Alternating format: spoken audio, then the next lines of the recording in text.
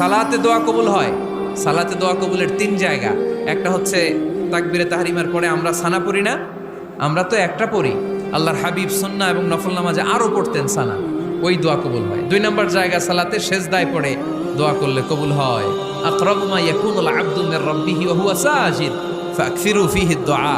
বান্দা যখন সেজদায় লুটিয়ে পড়ে, বান্দা আল্লাহর সবচেয়ে কাছে চলে যায়। তা কিন্তু বিশ্বনবী বলে, সেজদাটা তোমার রবের কুদরতি পায়ের উপরে পড়েছে।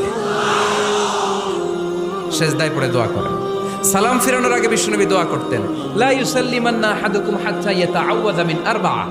আল্লাহর হাবিব বললেন, 4 জিনিস থেকে পানাহ না আছে আমার কোন উম্মত যেন সালাম না ফিরায়। তারা যেন পড়ে, আল্লাহুম্মা ইন্নী আউযু বিকা মিন আযাবিল কবর, আউযু বিকা মিন আযাবি জাহান্নাম, আউযু বিকা মিন ফিতনাতিল মাহইয়া ওয়াল মামাত, আউযু বিকা মিন ফিতনাতিল মাসিহিদ দাজ্জাল।